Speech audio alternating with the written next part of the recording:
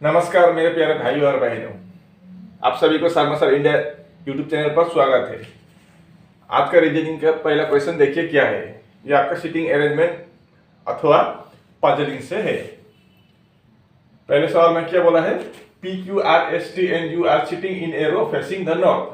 P Q R S T और U का किधर मुंह करके बैठा हुआ है, नॉर्थ की तरफ।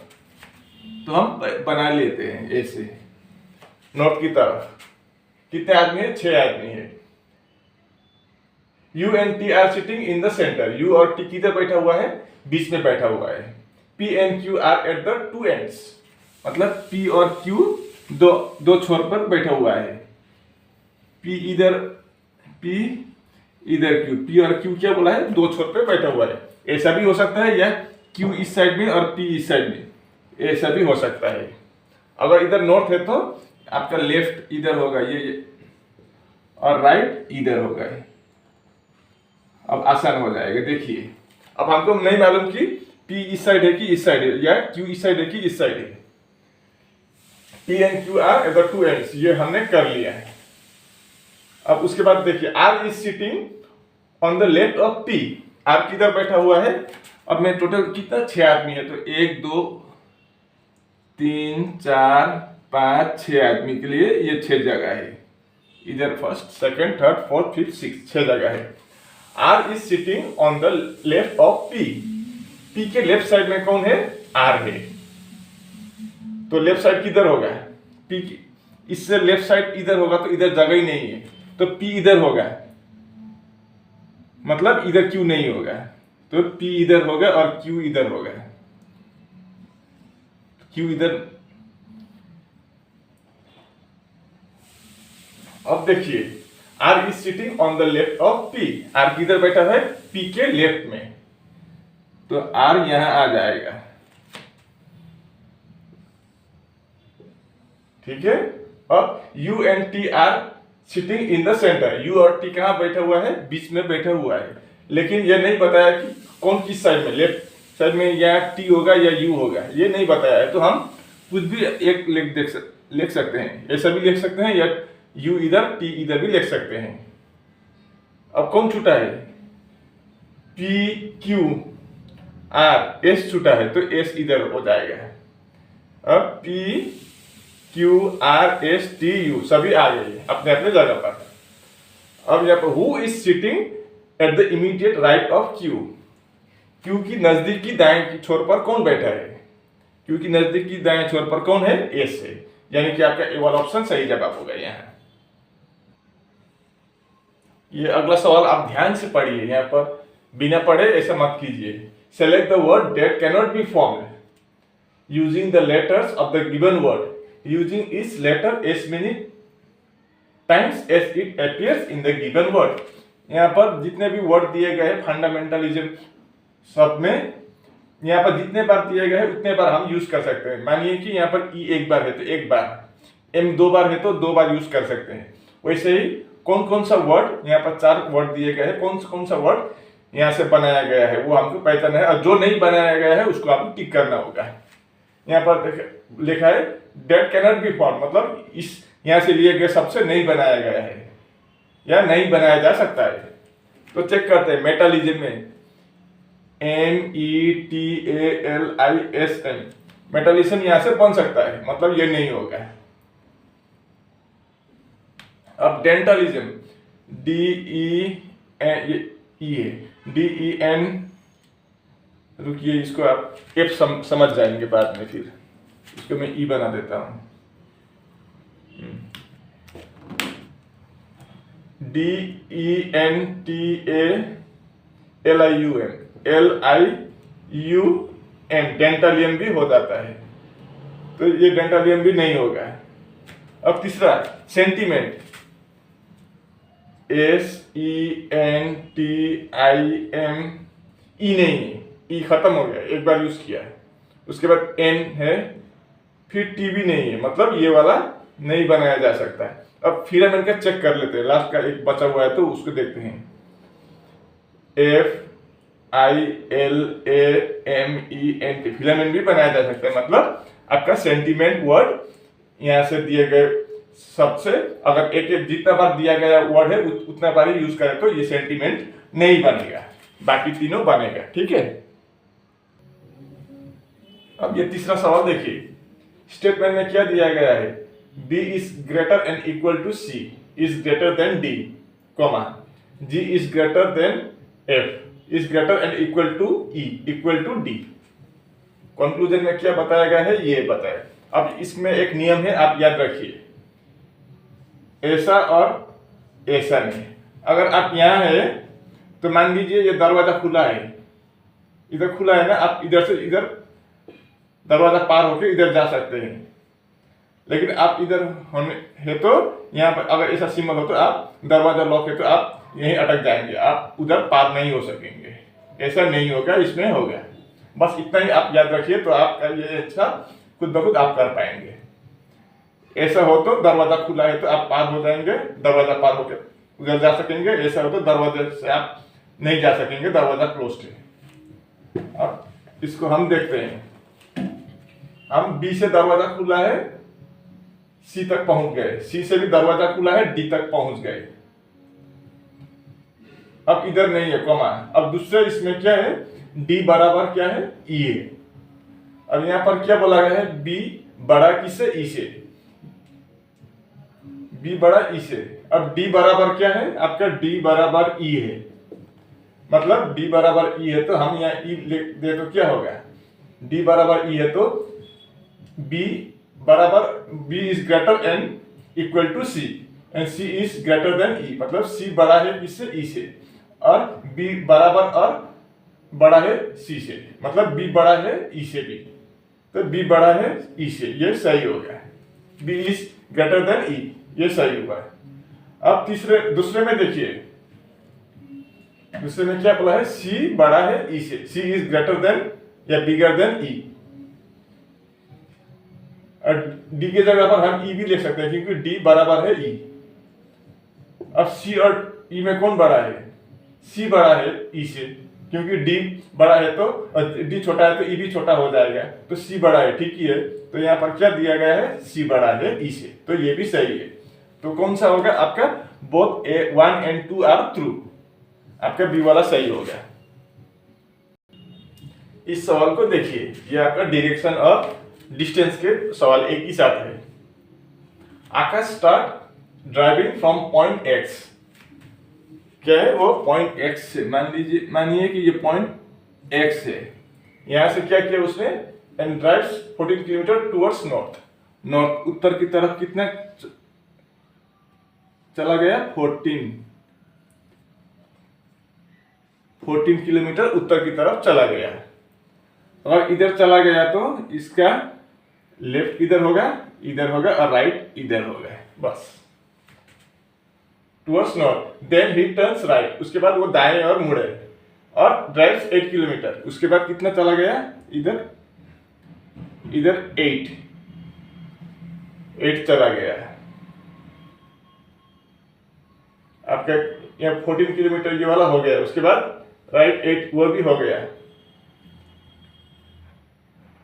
Turns right and drives 18 kilometre, फिर वो राइट की तरफ मुड़ा, मतलब अब इधर से राइट हुआ तो इधर लेफ्ट होगा, इधर राइट होगा, फिर वो कितना चला गया, 18 किलोमीटर। अगर यहाँ बराबर आता तो यहाँ पर 14 होता है, लेकिन वो इससे ज्यादा चला गया, कितना, 4 और ज्यादा चला गया, मतलब यहाँ तक 14 होगा और यहाँ तक 4 होगा, दोनों मिला के कितना होगा, 18 किलोमीटर वो आ गया। देन ही टर्न्स राइट, फिर वो दाएं और मुड़ा, तो राइट इधर होगा, इस साइड राइट होगा, इधर राइट इधर लेफ्ट, तो राइट की ओर फिर चला गया, कितना, then he turns right and drives 18 kilometre, फिर यहां से वो कितना है, 18 किलोमीटर। अगर यहाँ सीधा तक पहुंचता तो कितना होता है, उसका 8 किलोमीटर होता है, यहां से यहां 8, लेकिन वो 18 आया, मतलब इधर और 10 ज्यादा आ गया है, इधर 10, दोनों मिला के कितना, 18 है। यहां से यहां तक आपका 18 किलोमीटर। ही फाइनली टर्न्स राइट, फिर वो राइट की तरफ, राइट मतलब ऊपर, इधर लेफ्ट होता है, तो वो राइट की तरफ फिर चला गया। कितना? 4 किलोमीटर। 4 मतलब यहाँ 4 है तो यहाँ के बराबर यहाँ हो जाएगा, यहाँ तक चला गया 4 kilometre. And stop at point Y, मतलब ये पॉइंट क्या है? वाई है, ये एक्स है, ये वाई है। अब सवाल में क्या पूछा है? हाउ फार, मिनिमम डिस्टेंस मतलब न्यूनतम दूरी, and in which direction should he drive to reach the point X again. अब यहाँ पर है वाई, यहाँ पहुंच गया है वो कौन? अभिकेश।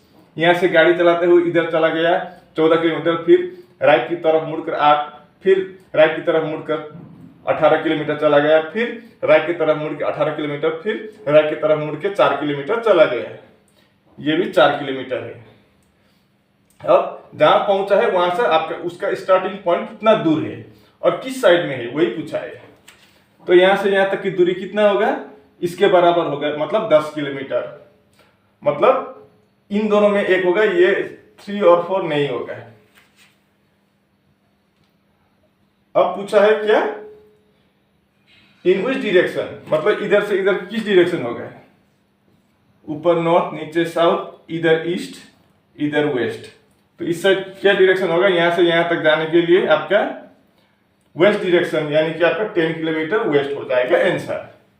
अब यहाँ पर कितना डिस्टेंस बोलने से आप ये मत गिनती कीजिए कि यहाँ से यहाँ 14 + 8 22, 22 + 18 40, 40 + 18 फिर 4, ऐसा मत कीजिए। यहाँ पर क्या बोला है? मिनिमम डिस्टेंस, मतलब न्यूनतम दूरी होने से हम ये ऐड करेंगे, ये वाला डिस्टेंस ऐड नहीं करेंगे, ठीक है। तो आपका आंसर क्या होगा? 10 किलोमीटर वेस्ट। सॉरी, वेस्ट नहीं होगा, इस साइड ईस्ट है ना, इस साइड 10 किलोमीटर ईस्ट होगा, ये वाला नहीं होगा। आपका बी वाला ऑप्शन सही जवाब होगा। इसका डिस्टेंस कितना होगा? यहां से यहां तक 10 किलोमीटर ईस्ट की तरफ चला गया। इसका याद रखिए, वेस्ट नहीं होगा, ये बी वाला ऑप्शन सही होगा। ये रहा हमारा 5वां सवाल। Find out the odd one, यहां से हमको ओड वाला निकालना है। तो 2 5 5 6 84 891 487, अगर हम इसको ऐड करें तो कितना आएगा? यहाँ पर 5 5 10 2 12, यहाँ पर 8 6 14 4 18, 10 8 18, यहाँ पर आएगा आपका 7 7 11 8 19। मतलब ये इससे नहीं पता चलेगा, क्योंकि यहाँ पर अगर यहाँ पर भी 18 होता तो हम इसको ओड मान सकते थे, लेकिन यहाँ पर 19 हुआ है तो यहाँ पर 2 अलग है और ये 1 है, तो इससे हमारा पता नहीं चलेगा। तो अब यहाँ दूसरा देखते हैं। देखिए, ये आगे 2 है, पीछे 5 है और बीच में क्या है? 5 है। मतलब बीच वाला का स्क्वायर कर दे तो क्या आएगा? आगे का और पीछे का 25, और यहाँ पर बीच वाला का स्क्वायर करेंगे हम, कितना है? 8 का स्क्वायर करेंगे तो आगे का और पीछे का आएगा 6 और 4 64। यहाँ पर देखिए, यहाँ पर हम 9 का स्क्वायर करेंगे तो कितना होगा? 9 × 9 81। अब यहाँ पर 7 का स्क्वायर करेंगे तो कितना आएगा? 49। यहाँ पर लेकिन यहाँ पर अगर करें तो यहाँ पर कितना आएगा? 48। यहाँ पर 49 होना चाहिए, 48 है। मतलब आपका डी वाला ऑप्शन क्या होगा? ओड होगा। बाकी सब ठीक है, ओड ये आपका डी वाला होगा। अब ये सवाल देखिए, if water image of the clock shows 7:50, then what is the actual time? इसका हमको क्या वाटर इमेज निकालना है। वाटर इमेज का फॉर्मूला क्या है? कितने से हम माइनस करेंगे? ये मैंने आपको पहले भी बताया था, याद है कि नहीं है? 1830 से। अब हम 1830 से ये 750 माइनस करेंगे। 1830 से हम क्या करेंगे? 750 को माइनस कर देंगे।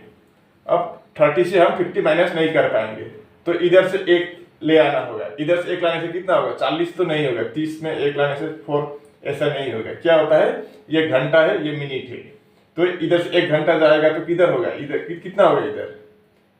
इधर 60 मिनट और जुड़ जाएगा तो कितना होगा 17, इधर से एक इधर चला गया तो इधर 17 बचेगा, और इधर 30 के साथ 60 और जुड़ गया तो कितना होता है 90। ठीक है, दूसरा फार्मूला, एक फार्मूला ये है, दूसरा फार्मूला ये है। तो हम इससे अब क्या करेंगे, माइनस करेंगे। तो हम 1790 से माइनस करेंगे कितना 750 दिया गया है 7:50। तो 90 से 50 माइनस करने पर 40 आएगा, और 17 से 7 माइनस करने पर आपका 10 आएगा, यानी कि 10:40। आपका डी वाला ऑप्शन सही जवाब होगा यहाँ। अब इस सवाल को देखिए, there are 7 members in a family. क्या है, एक परिवार में 7 सदस्य है। भी हैज 2 सन्स, मतलब भी के 2 बेटे हैं, और both of them are married, दोनों का शादी हुआ है। एंड हैव 1 चाइल्ड इज, मतलब दोनों का एक बच्चा है। तो भी के कितने बच्चे हैं, बेटे हैं 2 है। तो हम क्या करेंगे, भी के ऐसे बनाएंगे, 2 बेटे हैं, और बेटे का कौन है बेटा वो पता नहीं, तो हम इसे प्लस करके रखेंगे। अगर बेटे है तो इस बेटे का पत्नी भी तो होगी, तो हम इक्वल देंगे। वाइफ है तो इसका इक्वल इधर माइनस, इसका भी पत्नी होगी तो ये माइनस इधर। अब इन लोग का क्या है, एक बच्चा है, इनका भी एक बच्चा है, इनका भी एक बच्चा है। तो कितना है टोटल फैमिली, एक इधर 3, 1 2 3, इधर भी 1 2 3, 3 3 6 1 7, फैमिली कंप्लीट हुआ। अब यहाँ पर देखिए, भी is the father of S, मतलब ये भी कौन है, माता नहीं है, फादर है, फादर। यहाँ पर कंफर्म नहीं हुआ था कि ये भी हैज 2 सन्स, मतलब भी के 2 बेटे हैं, मतलब भी माँ है कि पापा है पता नहीं था, लेकिन यहाँ से हमको पता चल गया कि B is the father of S. B is the father of S, मतलब ये भी क्या है, फादर है, प्लस किसका फादर है, एस का, मतलब एस इधर आ जाएगा, मतलब इस भी के एक बेटे का नाम पता चल गया, एस है। अब दूसरा कौन है, अब देखते हैं। Q is the cousin brother of P, मतलब पी और क्यू क्या है, कजिन ब्रदर है। अब किसका बेटा पी है या बेटी है, पी और क्यू हमको नहीं मालूम अभी तक। अब इससे देखते हैं, R is the sister in law of T. R कौन है, सिस्टर इन लॉ है, किसके, टी के। अब आर तो इधर नहीं होगा, क्योंकि अब इस आदमी का 2 बेटा बोला था, तो आर इधर हो जाएगा। तो इसका क्या, सिस्टर इन लॉ का मतलब भैया का पत्नी, भाभी। तो आर इज द क्या बोला है, R is the sister in law of T. R is the sister in law of, sorry, R is the, sorry गलत हुआ है, रुकिए, R is the sister in law of T, यहाँ R नहीं होगा। R is the sister in law मतलब female है, किसका है, टी का सिस्टर इन लॉ, तो टी इधर हो जाएगा, टी प्लस होगा, इसका भाभी है। हाँ ठीक ही तो है। अभी इसका 2 बेटे हैं, एस और टी, और एस की पत्नी है आर, तो इस टी के भाभी लगेगी, भाई की पत्नी। R is the sister in law of T who is the brother of S, जो टी एस के ब्रदर है। या हु का मतलब कौन नहीं है, जो समझाता है, जो टी के ब्रदर है, एस के ब्रदर है, वही समझाया है यहाँ पर। अब यहाँ पर कौन हो गया, बाकी एक वही हमको पता है। अब क्यू और पी क्या है, कजिन ब्रदर बोला है, कजिन ब्रदर, इसका कजिन ब्रदर है, तो ये दोनों इनके बच्चे हैं। तो कौन छूट गया, एक पी और क्यू छूट गया था, पी क्यू। तो आर एस टी, यू नहीं है, यू नहीं है, तो यू कहाँ होगा आपका, यहां हो जाएगा, मतलब यू कौन है, टी की। अब कैसे देखिए, Q is the cousin brother of P. Q कौन है, कजिन ब्रदर है, किसका, पी का।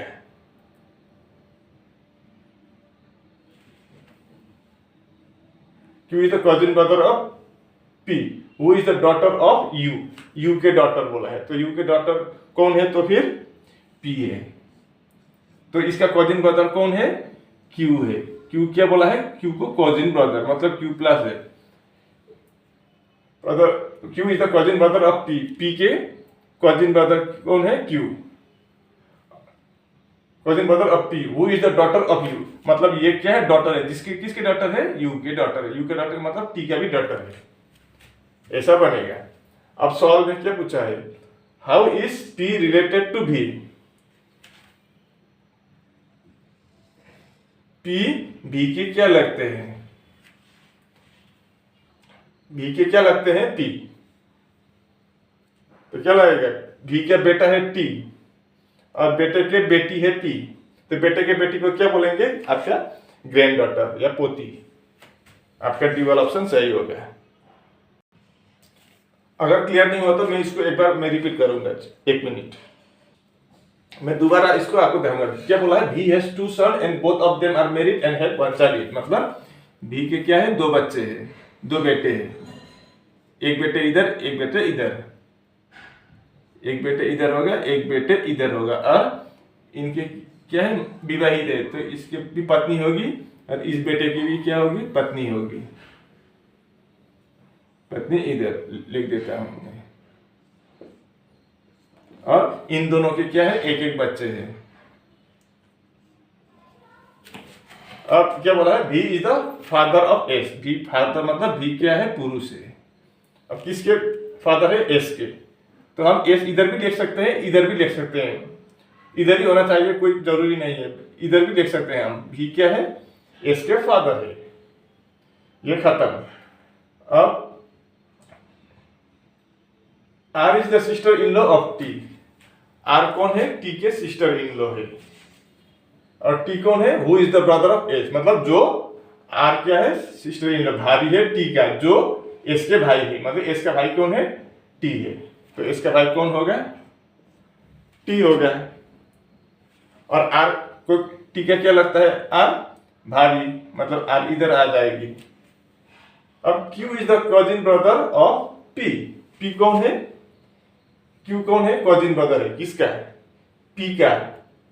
Who is the daughter of U, जो U की डॉटर है बोला है। अब यहाँ पर शादीशुदा यही दो थे, तो दूसरा शादीशुदा यही होगा, जो डॉटर होगा तो U का है, ठीक है, तो U यहाँ आ जाएगा। अब Q is the cousin brother of P, who is the daughter of P को डॉटर बोला है, किसका? U का है। अब Q is the cousin brother बोला है, तो Q कजिन ब्रदर होगा तो Q इधर आ जाएगा। अब सवाल में क्या पूछा है?